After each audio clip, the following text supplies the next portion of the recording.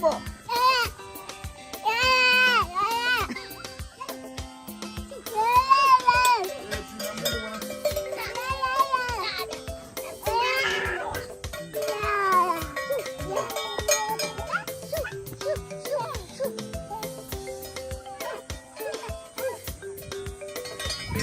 Ryan, careful chibuti chako ichocho. Not wrong one.